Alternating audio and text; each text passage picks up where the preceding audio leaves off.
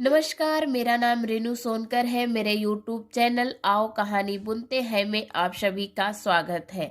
आज हम आपको जो कहानी सुनाने जा रहे हैं वह मुंशी प्रेमचंद द्वारा लिखी गई कफन। यह कहानी का तीसरा भाग है। तो चलिए हम कहानी की शुरुआत करते हैं।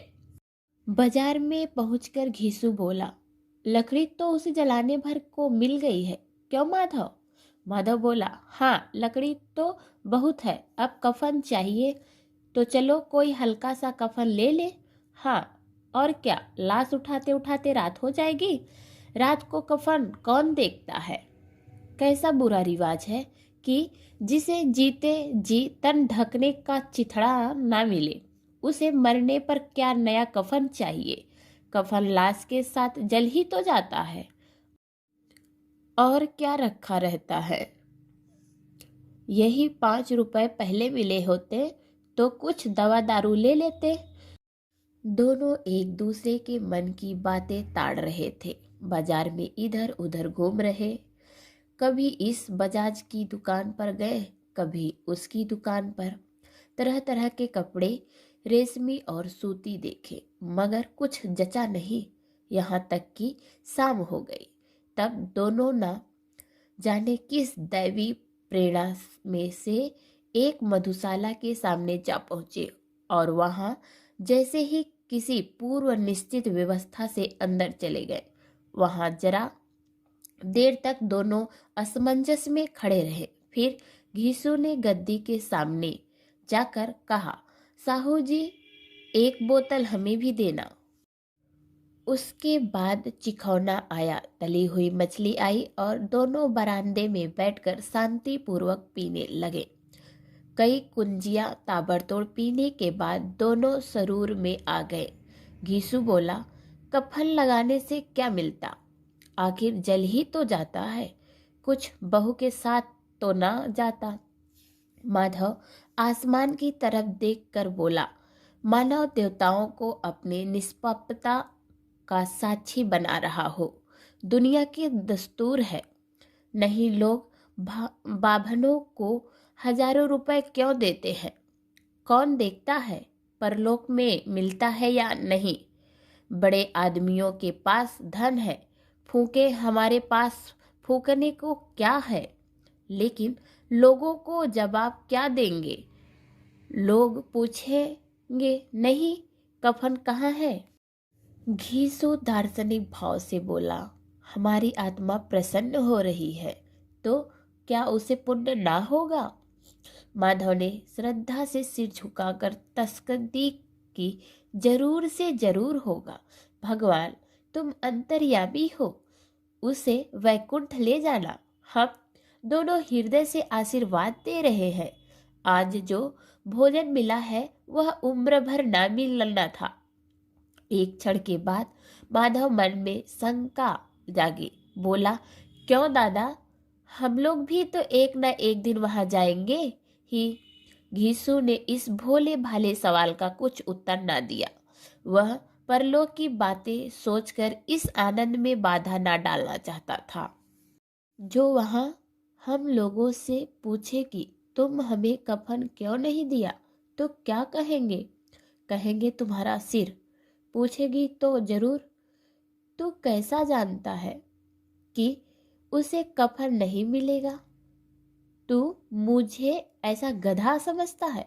60 साल क्या दुनिया में घास खोद रहा हूँ, उसको कफन मिलेगा और बहुत अच्छा मिलेगा। माधव को विश्वास न आया। बोला, कौन देगा? रुपए तो तुमने चट कर दिए।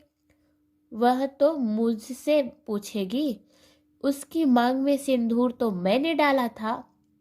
कौन देगा, बताते क्यों नहीं? वही देंगे जिन्होंने अब की दिया। हाँ, सबकी रुपए हमारे हाथ न आएंगे। माधव लपक कर 2 पत्तलों में सारे सामान ले आया। पूरा 1.5 रुपए खर्चा हो गया, सिर्फ थोड़े पैसे बचे रहे। दोनों इस वक्त सान में बैठे पूड़ियाँ खा रहे थे, जैसे जंगलों में कोई शेर अपना शिकार उड़ा रहा हो। ना जवाबदेही का खौफ था, ना बदनामी की फिक्र, इन सब भावनाओं को उन्हें बहुत पहले ही जीत लिया था। ज्यों-ज्यों अंधेरा बढ़ता था और सितारों की चमक तेजी होती थी, मधुबाला की रौनक भी बढ़ती जाती थी। कोई गाता था, कोई डीग मारता था, कोई अपने संगी के गले लिपटता जाता और कोई अपने दोस्त के मुंह में कुल्हड़ लगाए देता था। वहाँ के वातावरण में सरूर था, हवा में नशा। कितना तो यहाँ आकर एक चुल्लू में मस्त हो जाते थे। शराब से ज्यादा यहाँ की हवा उन पर नशा करती थी।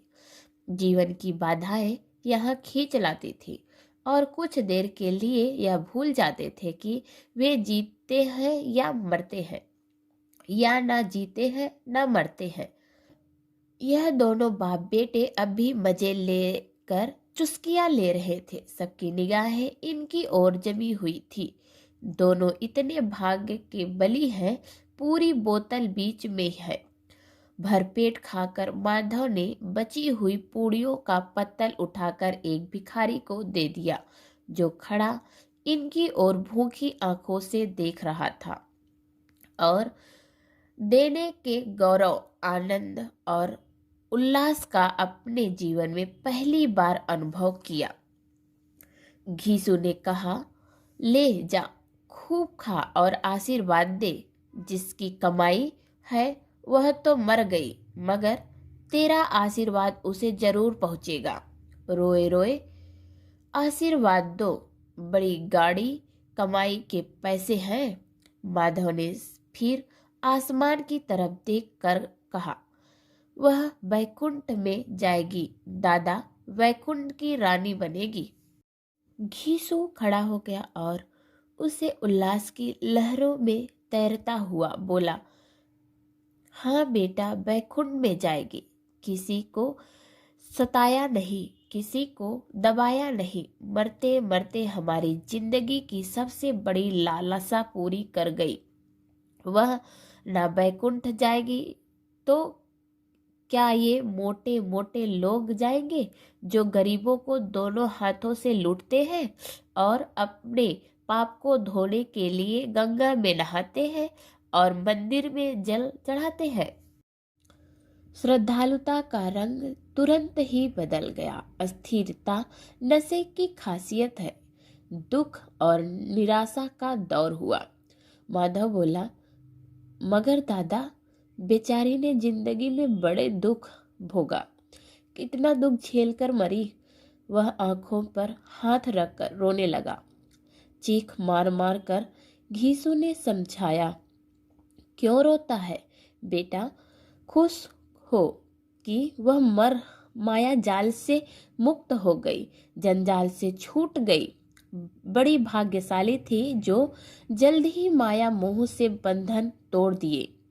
और दोनों खड़े होकर गाने लगे, ठंगने क्यों नैना झमकावे, ठंगने पियक्कड़ों की आंखें इनकी ओर लगी हुई थी और यह दोनों अपने दिल में मस्त गाए जाते थे।